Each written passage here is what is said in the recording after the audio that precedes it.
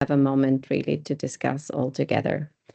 So without further ado, I would leave the floor to Alicia for the presentation of to introduce the Feminist Edge program. Alicia, to you, over.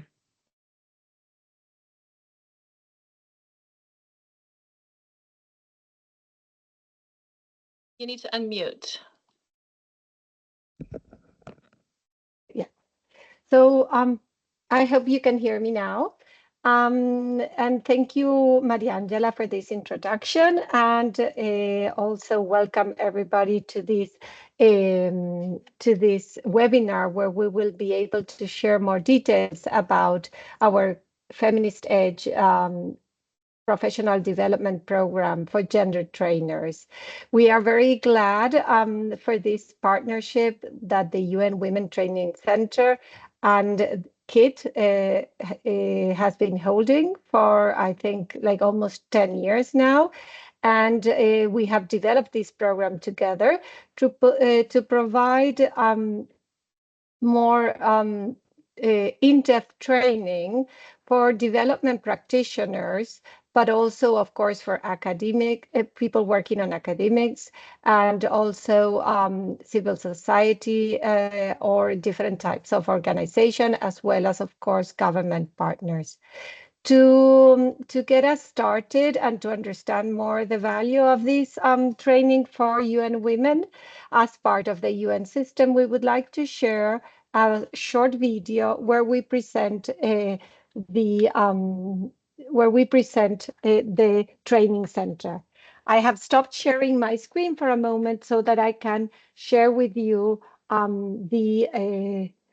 the video on the training center. Let me do that.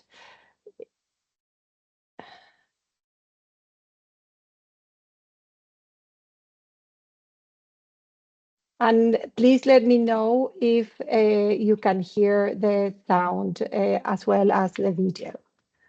Thank you.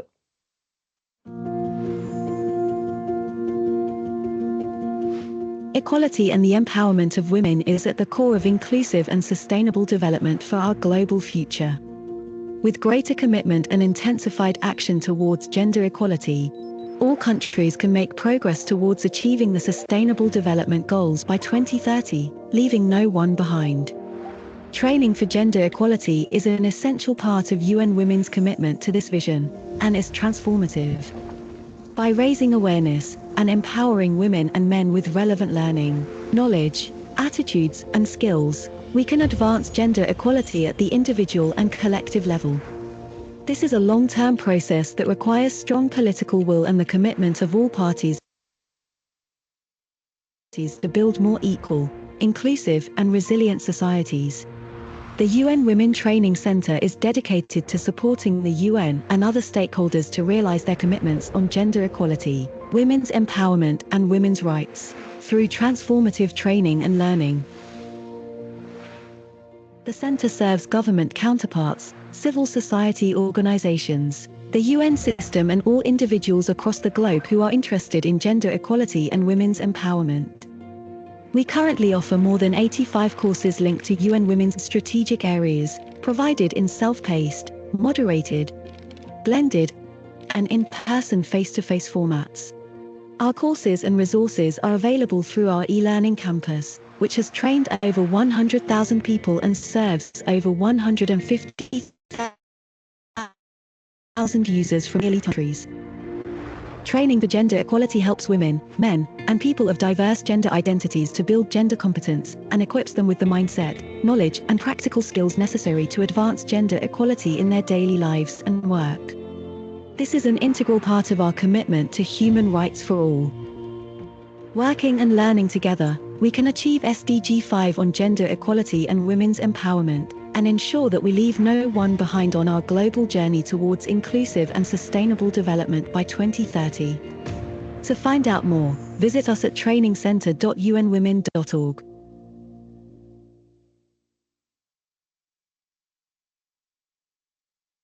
Well, thank you very much for listening to this video. I will, this is a short, brief presentation of the training center. Let me just share my other screen that I was showing before so that what I can continue having the presentation and sharing the presentation. As we mentioned, we will be happy afterwards to respond to any questions. And of course, let me see if I can get this into the presentation mode. Perfect. So as I mentioned, we have different trainings in the UN Women Training Center, and this Feminist Edge is part of our specific and more in-depth programming for practitioners and for a more specialized learning. But you will learn more about all this very soon. And for this, I will pass over to you, Rhiannon, that will be so that you can share more on the on KIT and on the Feminist Edge program. Just to confirm, my name is Alicia Ziffer, and I'm the Chief of the Training Center at UN Women. Thank you very much. Great, thanks so much, Alicia. We can go on to the next slide. So good morning, afternoon, evening to all of you. I'm really delighted to be with you today to talk a little bit about Feminist Edge, which is indeed the professional development program for gender trainers run jointly by the UN Women Training Center and KIT Institute. My name is Rhiannon Piper, and I lead the gender team at KIT, and I'm the director of Feminist Edge. Today, you'll hear a bit more about the content of the program from my colleague, Camillo, and you'll also hear from a couple of our recent graduates. But first, I want to introduce and provide a little bit of background on the program. So back in 2015, a UN Women Training Center hosted an expert meeting on training for gender equality, focused on advancing the field. One recommendation that came out of that meeting was to map and review the way gender trainers are trained and developed. So in 2016, KIT Gender Advisors did this review that was commissioned by UN Women Training Center. And from that review, we found a key conclusion was that the feminist spirit that Beijing 1995 had triggered was muffled and obscured in gender training. So gender training had really lost its feminist edge, hence the name of the program. So this program was developed to sharpen that edge, to strengthen capacities of gender trainers across these three domains that you see in front of you. So around conceptual depth and clarity, training skills and methods, and feminist practices. Maybe the location. So I think, can we mute? maybe you can stay here. Yes, there we go. We work with mid-career professionals to reinvigorate gender training, reignite the political fire, and reflect together on its transformative potential and how to bring that really to life. Next slide, please. The program began in 2017. This is the core team and some of our regular contributors. These folks lead sessions, they act as tutors or mentors, and some of the others are assessors for the final assignments and presentations. So next slide, please. Feminist Edge is a blended 6-month professional development program. There are 3 modules, and the final one is in Amsterdam. It's about 1 week. And this is a photograph of our 2024 cohort when they were in Amsterdam recently. For module 3, and they are the 5th cohort that we have had. Next slide, please. We are very proud to have over 125 alumni working with us from around the world. Again, across 5 cohorts, you can see on this map the distribution of participants, so it's really quite global.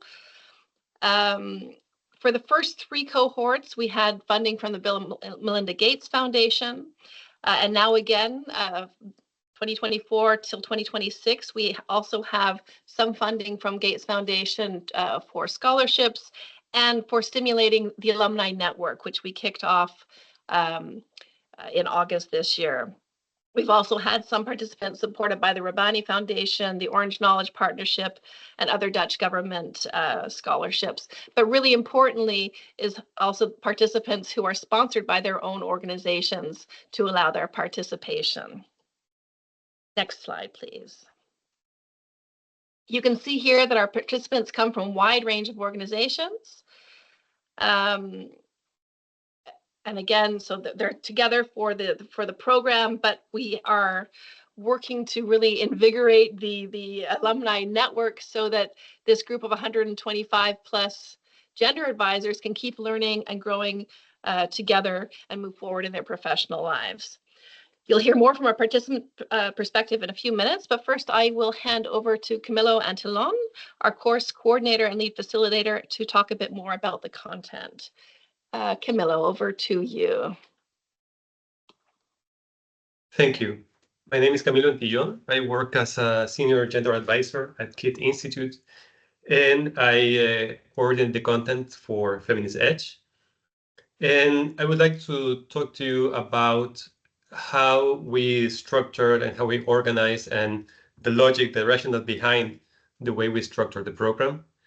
As Rhiannon already mentioned, the point of departure of this program was the identification of a number of challenges and critiques to the field of training for gender equality.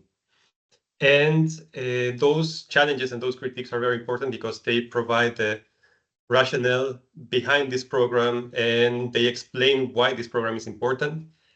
And the ways in which we address those challenges and those critiques is also what sets this program apart, what makes it different from other training programs in the topic. Next slide, please. And one of these challenges has to do with the increasing need for gender trainers and gender experts more generally, especially since the years after the Beijing conference, and also related to the needs of gender mainstreaming efforts. This meant that there was an increasing need for gender experts in order to support these efforts.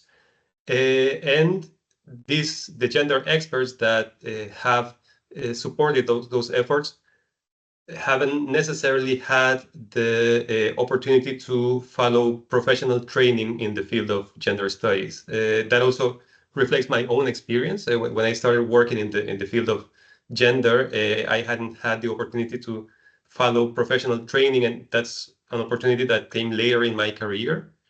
So in order to support those professionalization effort and also support quality standards for the work around gender training, we identified the need of programs such as Feminist Edge. At the same time, this raises the question about the hierarchies of knowledge that can emerge from such efforts, because who gets to decide what constitutes quality in relation to gender training, or what the quality standard should be, or what sort of feminist knowledge should be circulated or should be taught in programs such as this one. There is then the risk of introducing or reinforcing hierarchies of knowledge, and this is also something we are aware of in this program.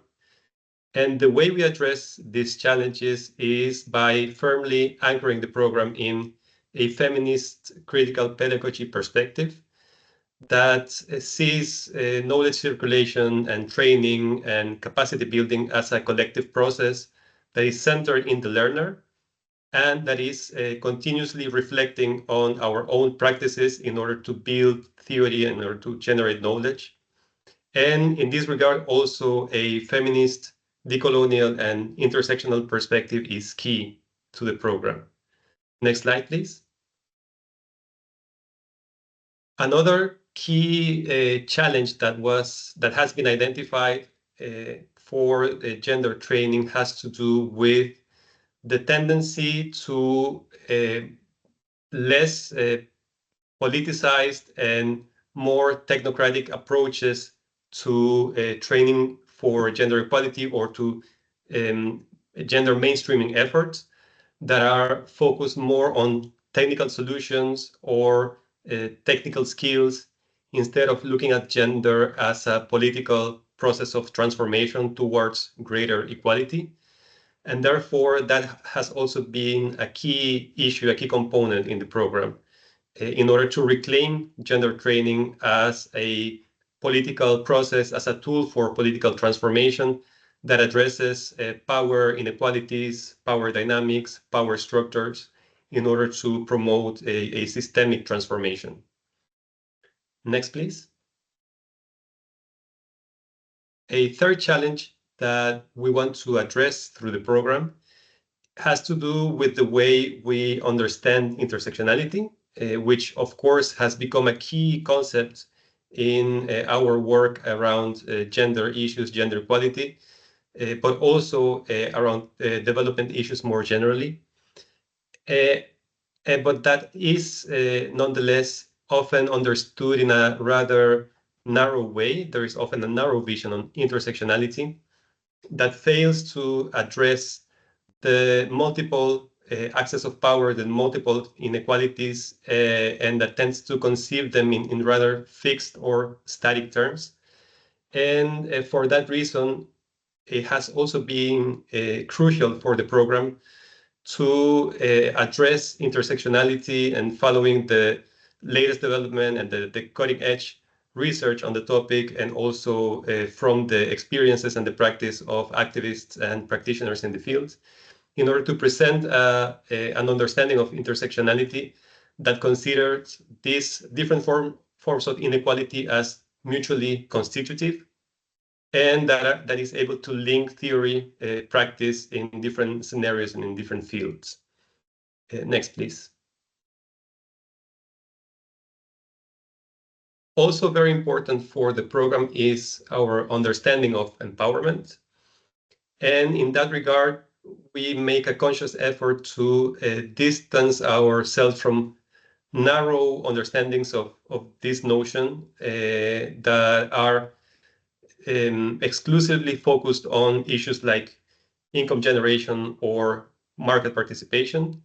And we focus rather on broader, more nuanced, more complex understandings of not only empowerment, but power more generally, power dynamics, understandings that also take into consideration the politics of care and the sustainability of life, and that therefore opens the way to linking these issues with other crucial issues of our era, such as environmental degradation or climate change. Next, please. And one final challenge that we have identified and placed in the center of the content of the program has to do with the resistances that we often encounter as gender trainers. Resistances that can come from individuals, but also from institutions, and that we often struggle to address or to navigate. That's why also taking this feminist pedagogical perspective as a point of departure, we view resistances as productive tensions that are actually needed for transformation. They are needed in order for change to happen. And therefore, we also encourage sharing experiences, sharing insights, sharing advice as well from participants on how we navigate and how we negotiate these resistances and these tensions. And with this, I would like to stop and give the floor for our participants to share their experiences. Thank you very much. Thank you, Camilo. Thank you, Rhiannon and Alicia, for this introduction about the Feminist Edge course. Before leaving the floor to our participants, let me just take this opportunity to also introduce briefly. First of all, we are lucky enough to have two of these 2024 participants with us today. And I've just briefly introduced them: Daniel Cardoza da Costa Lima from Brazil, and Nina Asimwe Biarugaba from Uganda, who's also like from UN Women. And before leaving the floor to you for some, for sharing your perspective, we just want to highlight that the idea for us, we thought that it would be very interesting for participants to hear from you about, the motivations behind your choice. Why did you decide to apply to this training to start with? And then also maybe if you can share something with us about your experience during the training, what you found most interesting and most relevant also for your work and your personal interest. And also, how did you manage to apply the content of the training in your daily activity and in your work nowadays? So with this, I would like to leave the floor to Daniel and then followed by Nina. Thank you. Hello, everyone. Thanks a lot, Maria Angela. Camilo, thanks also for your presentation. You touched on a few things that I was going to mention, so it's going to be helpful.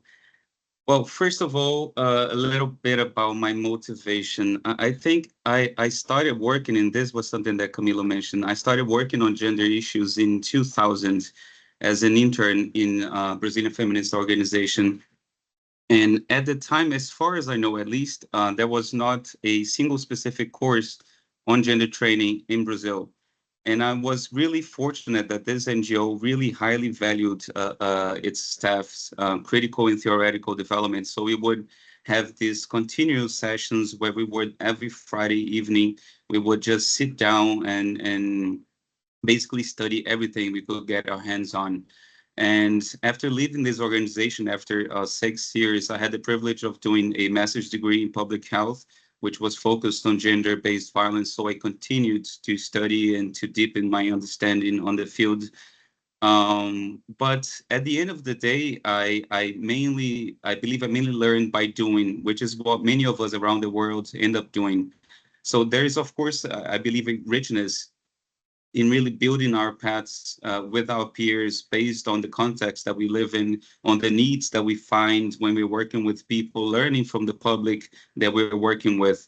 However, when I heard about Feminist Edge, and I really saw the opportunity for the first time in my life to take part in a really in-depth training on something that has been what I do for 20 years, and that also represents a large part of my life and the things that I believe in, and I couldn't pass on this opportunity. So this was probably my biggest motivation to join Feminist Edge.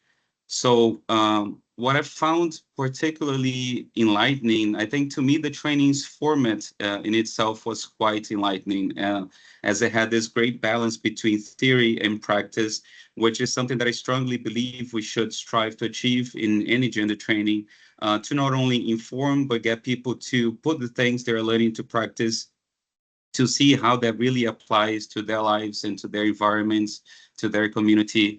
And I also thoroughly really enjoyed and learned from the diversity present in all aspects of the training, from the teachers, the mentors, their different backgrounds and origins, to the excellent and really thought-provoking articles that also came from a wide variety of sources. So this is just a few of the articles that we read. I know that this is not really environmentally correct, but I'm old school, so I really have to print and make notes and everything. And I thought just the job done to get all of these material together so that we would be able to really dive into this was really really rich. And then of course the richness and the diversity between the participants who came from many different countries, from different areas of expertise, from diverse age groups, most of them quite young, and I believe I was one of the oldest in the group. So this was also really amazing.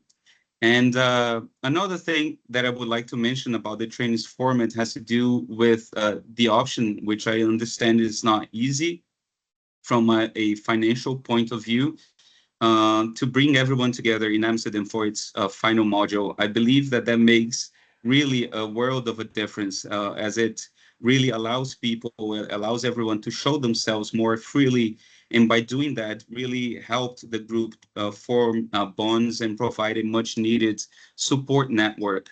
And I think that many people that during the first two modules that were online really were not participating as much. And when I met some of these people in Amsterdam, they seem completely different. And I think that there's something, not everyone is good at doing this, at really getting involved. Some people need to be there, present, face to face, to really be able to show themselves.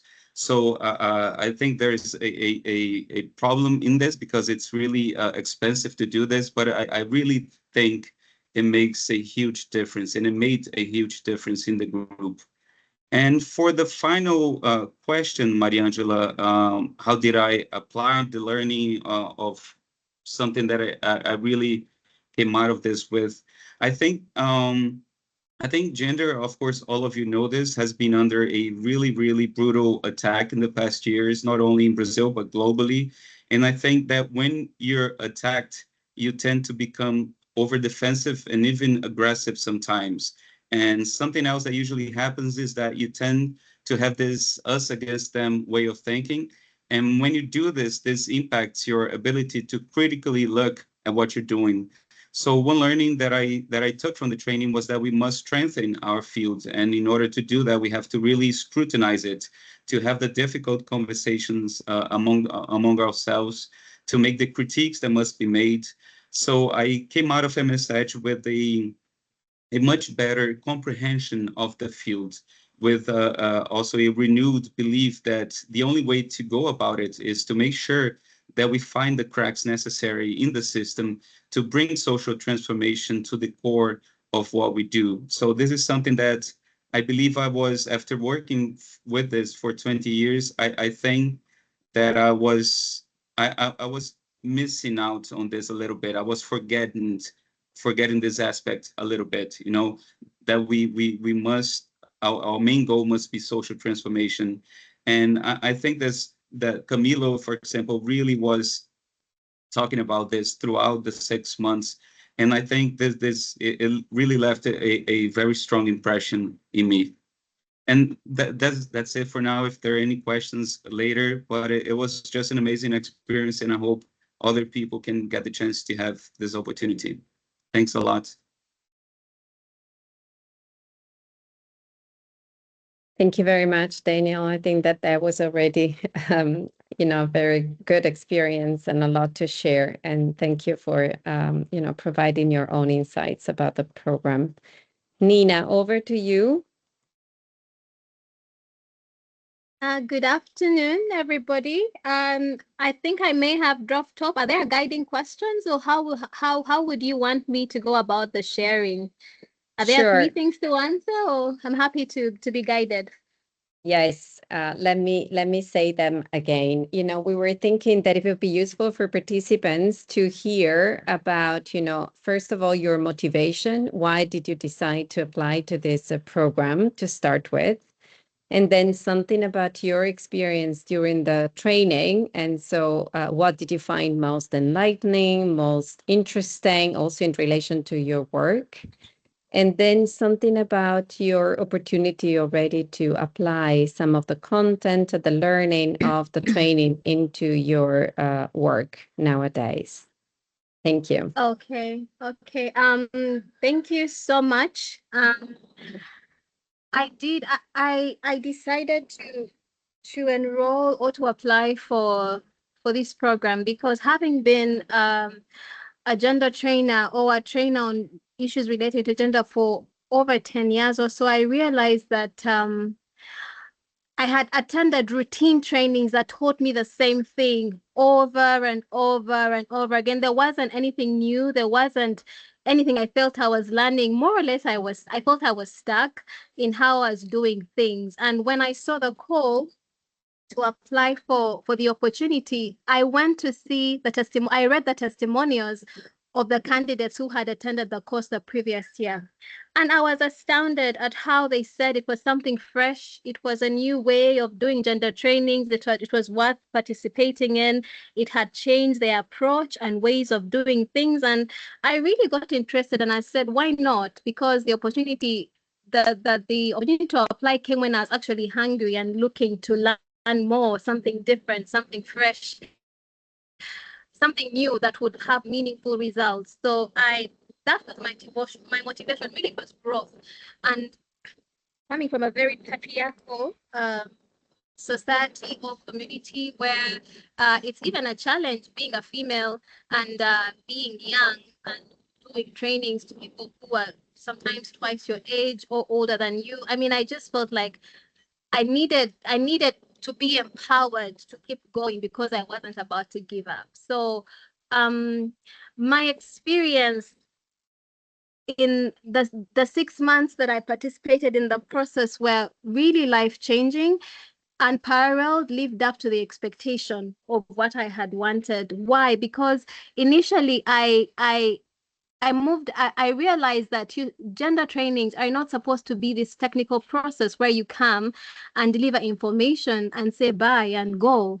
I didn't appreciate how important resistances are, and that in fact they're actually a good thing because they're opportunities to have a conversation. The idea in preparation for trainings that, okay, a gender training is not just a one-off, it is a process, a continuous one. The idea is to get to social transformation. Even the modalities of how trainings are done in a way that fosters that embodies feminist pedagogical principles, like allow people to introspect, allow people to reflect, allow people to course correct in the training. If so, let people create that atmosphere that really invites them into a space of learning, engaging and learning. I mean, of course, being realistic that in a training session, you won't tick all the boxes, but you have triggered a process. I really found that everything I was taught about how to conduct the trainings and even the information, the knowledge on feminism and what it's about and the essence of it and why it's important, all that was just mind-blowing for me and very illuminating, very enlightening 6-month journey. And when I completed it, I remember I wrote a reflection in my journal about the process. And even today, I went back to read it before I came because the course itself is really the typification of feminist pedagogical principles. I have totally been transformed. I felt like it was a refiner's fire of sorts, boosting my confidence. The feedback that I got at the end of the process for me is one of the most rewarding things that I'll forever carry in my experience as a professional trainer. The feedback that I got at the end, from all the facilitators, that report, but also I remember module 3, which was like the climax of the training, where you are asked to do a presentation that embodies everything that you've learned throughout the training. I remember when I finished my presentation, when we're in The Hague, I remember the examiner said they wanted to come to my training. That stayed with me. And I'm thinking, oh my God, if they want to come to my training, it means there's something here. It means there's substance here. It means there's something that I have to give. And how beautiful life is that just this morning, I have had my first opportunity to conduct a training after Feminist Age. Just this morning, I've conducted a gender training for partners who are going to implement a 3-year project in various parts of the country. And I remember when I got the invitation to make the gender presentation, naturally, I did not go back to the usual processes that I would undergo to prepare training. I was thinking, okay, it's not about the information, it's about how I'm going to deliver in a manner that triggers social transformation. From the preparation stage, I was totally not even thinking about give the information. Now I was thinking, how am I going to conduct the session in a highly participatory manner that people walk away that the class has a rich experience where they have learned something, I have learned something, and we have all benefited from the process. And just 2 hours ago, I've just completed the training session, and my goal was I have an opportunity to apply everything I've learned in the past 6 months. And I just had 1 hour and 15 minutes to do a gender training. And I smile because these are some of the challenges we used to speak about in the training, that gender trainings are given little time, etc. But nonetheless, I told myself I'll make lemonade with the 1 hour, 15 minutes. Maybe next time they'll give us 2 or 3, but let me make the case. Let me demonstrate that it's important. And indeed, the feedback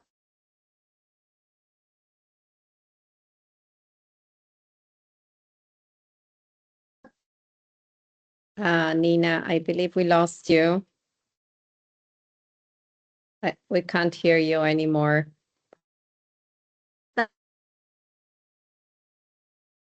Hello? Anyway, thank you, Nina. I think that, your passion and your enthusiasm is also very contagious. And I think we got the message across in terms of, you're breaking. I think that the connection is a little bit unstable on your side.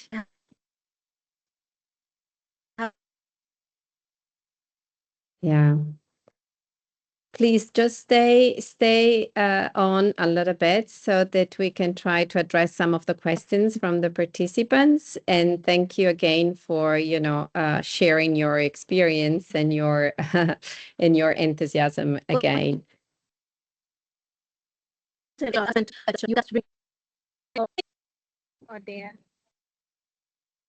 Okay.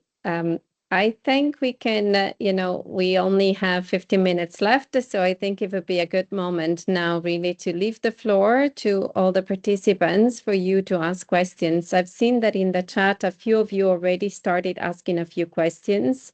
I believe that the question about the background of different participants over the year have been answered already by both Alicia and Rhiannon. Rhiannon also shared a table with all the different backgrounds of the various cohort up to now, and also like a breakdown by organizations, where all the different participants came from. And as you can see, there is like quite a good balance between UN participants, NGOs, and other from research institution and the academia.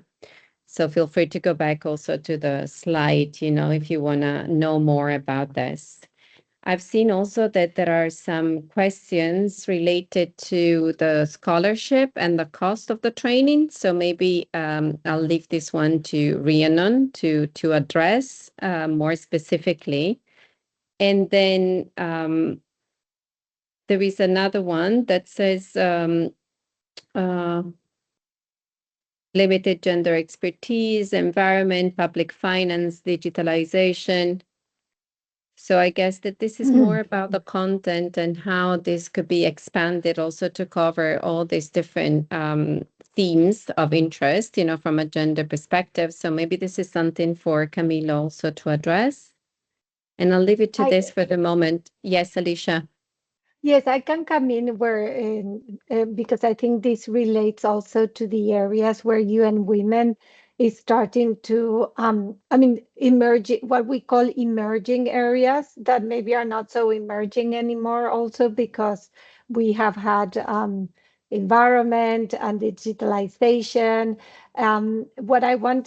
Camila will come in more on the content, but what I wanted to say is that the value of this training for UN Women staff is that it provides the skills and the competencies to continue learning as well, to understand the discussions, in terms of the pedagogical, but also the knowledge discussions behind, that set the framework for these new areas of work, and will also allow, not only to have you will not be an expert in environment by coming to this training, but you will be an expert in learning more about this too, and how to incorporate this from a perspective that is truly transformative, but also to incorporate into your training and to your everyday work.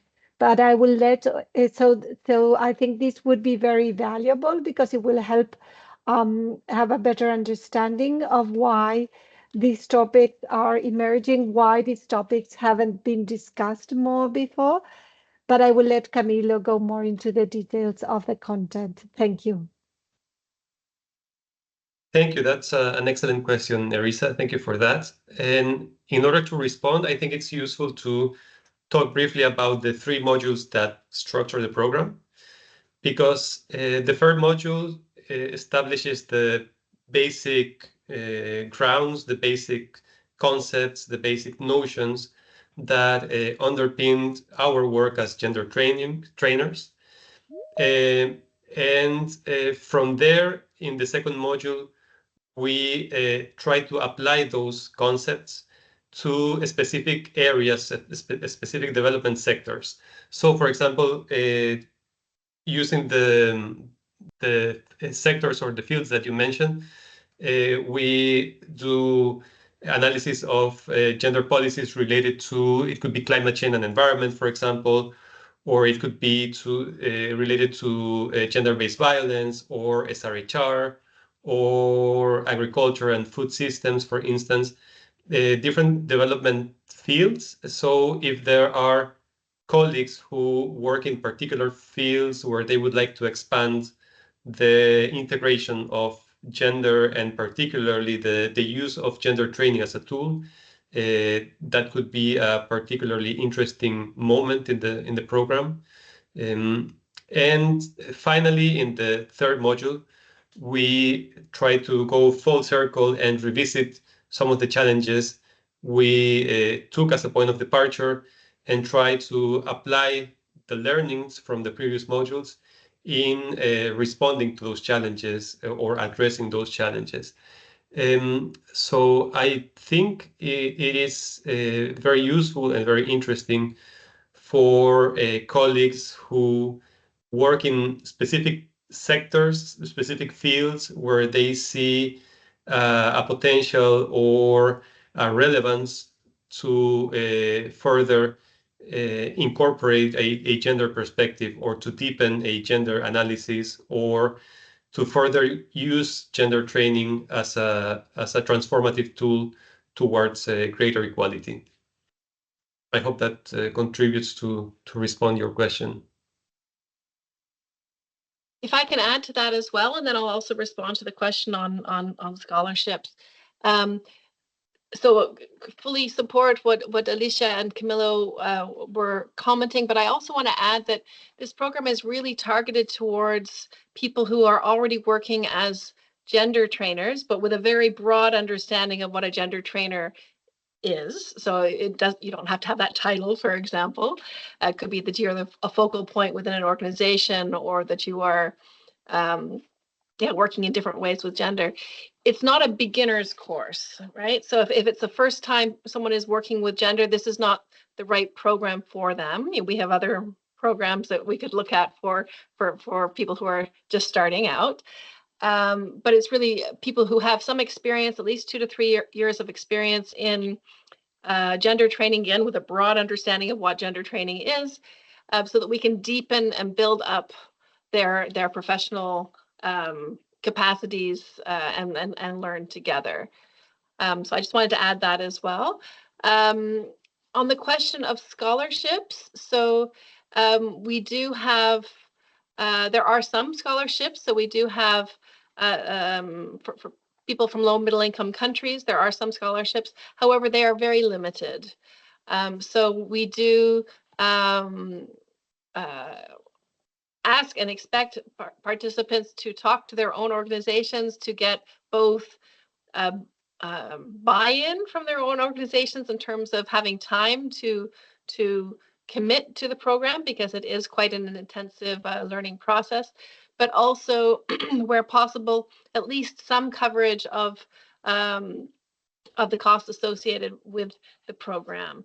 So the scholarship envelope that we have goes much further when we can, when they are partial scholarships rather than full scholarships. So the more that people are able to cover themselves or through their own organizations, yeah, the more mileage we get from the scholarships that are available. So I would encourage any applicant to talk to your organization, see what's possible. I think for many of you are a part of the UN system already. Great. I mean, talking to your manager around possibilities for investing in this training would be super. So hopefully that clarifies that question.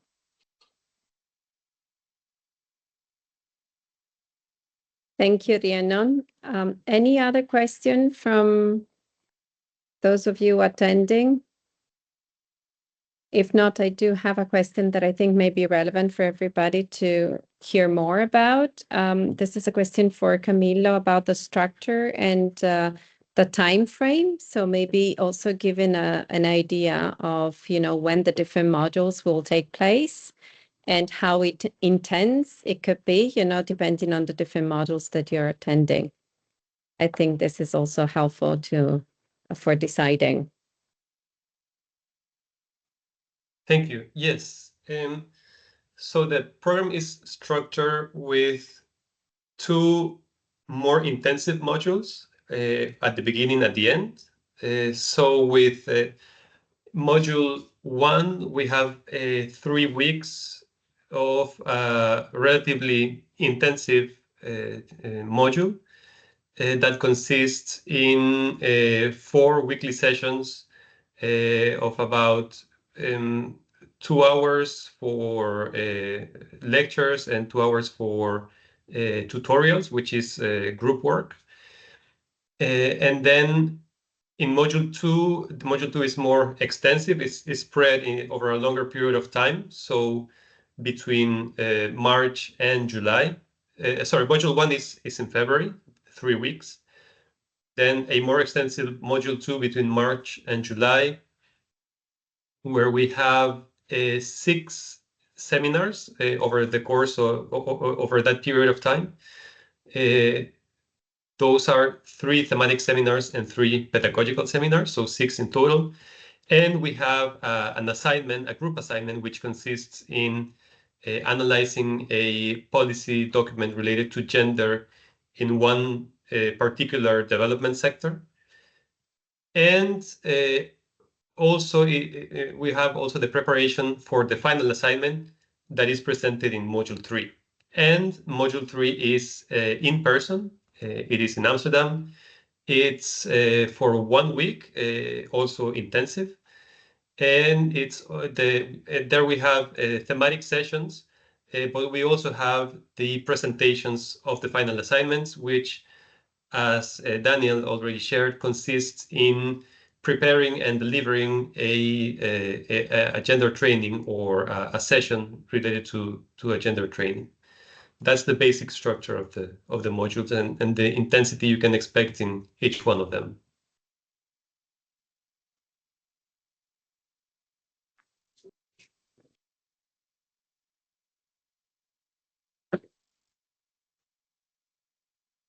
Okay, I see that, Rhiannon, maybe this is for you, that online, the deadline is the 24th of November. Or maybe that was a typo from last year. Someone is saying that the deadline online is different. Yeah, I just entered the link and it says 24 November, actually. Also, when I checked it some days ago, it was the same, so. Oh, that's good you're pointing it out. That's it's meant to be the 11th, but there is a little bit of wiggle room in there. I will check with our comms folks and see what's happening with the deadline. Thanks for pointing that out. The sooner the better, I think, is the message. Yeah. Also to add on this, applications are considered on a rolling basis. So yes, as Rhiannon mentioned, the sooner the better. And then I see that there is another comment from a colleague from FAO Yemen about, again, the scholarship, I guess, yeah. So it's whether the exact portion that the institute, KIT Institute, can cover of the total cost. So this is more for partial scholarships, I guess. Yeah. So I can respond to that. So basically, the process is that you apply, and then as part of the application, You also need to let us know what your needs of a scholarship, if yourself, if your organization is sponsoring, and so on. And then we first of all see if people, the group that has qualified to join the program. Sorry, I think I cut out for a moment there. Sorry about that. But we look at the group that has been accepted in terms of their qualifications, and then we look at how we can match the needs financially with the envelope that we have for scholarships. So I can't tell you an exact amount right now. It's possible. I think last year we had one full scholarship, which means all of the fee as well as the travel and accommodation, et cetera, was covered. In most cases, they were partial scholarships, and people covered what they were able to cover. So in some cases, they covered the fee. In other cases, they paid for their travel, or they just needed a small amount from the scholarship envelope. So the message would be to, again, apply, to talk to your employer to see what they can cover, see also what you can cover yourself. This year we have fewer scholarship. We have a smaller envelope for scholarships. Let's put it that way. So yeah, it's even more important that there are organizational sponsorships to allow participation.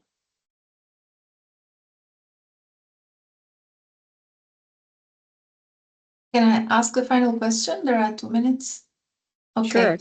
I see this. I see this training course. The training course is co-created with UN Women, right? With the UN Women Training Center, and I'm wondering if UN Women is encouraging UN staff and UN Women staff as well to apply, because I would be quite interested. I work for UN Women Albania, but I see that the numbers are quite low when it comes to UN representative or like UN staff. So I'm just wondering what are the odds that we apply and we get in this course, or should we prioritize our partners, which is also sure very important. Yes, of course. I can come in directly, Mariangela. Thank you for this question. I was actually thinking about that question when the colleague from FAO was also asking about further information on scholarships and possibilities. We do recommend, this is, as Rhiannon said, and I think Camila also mentioned, this is an advanced course. So this is a very good course, I believe, for UN Women. Also because it's an opportunity. Many of us colleagues in UN Women have had some training and education in different forms in gender, but sometimes that was a long time ago before we started working.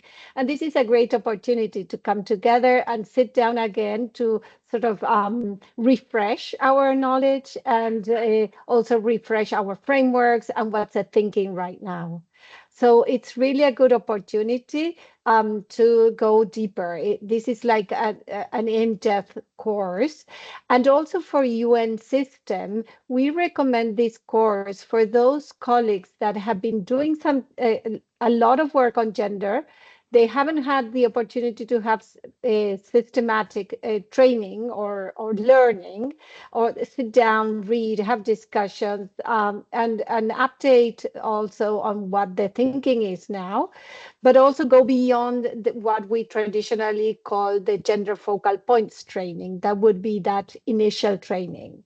So, and for other partners, for example, within the government or civil society, other stakeholders, it's also a useful course. I think we haven't had so many before, but that has just been, I mean, compared to other groups, but I think that has just been opportunity and interest, but it's not that it's not recommended. And actually, the fact that we are organizing this webinar today also is linked to our wish and the desire for colleagues in UN Women and the UN system to learn more about it and take advantage of this course.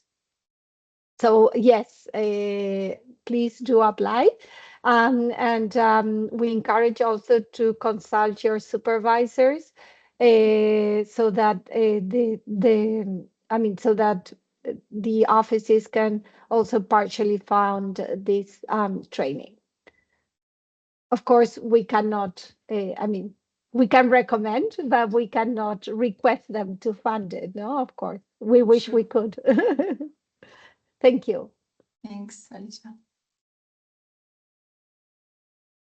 Thank you. I think that with this, we came to the end of this session. But as I mentioned also in the chat, please feel free to put forward your question in this chat, and we will try to the best of our capacity to come back to you with all the responses. And if you need more details, don't hesitate really to reach us here or through the invitation that you received, and we'll be happy to provide you with additional information. For the time being, thank you very much for your time and for your interest in this program, and thank you to all the speakers for guiding us through the content and and also the participants for your inspirational speech and also for sharing with us your experience directly. Thanks a lot. Hope to see you soon next year. Bye. Thank you. Bye. Thank you. Bye. Thank you all very everybody. much. Thank you. Bye-bye. Bye bye. Thanks. Bye.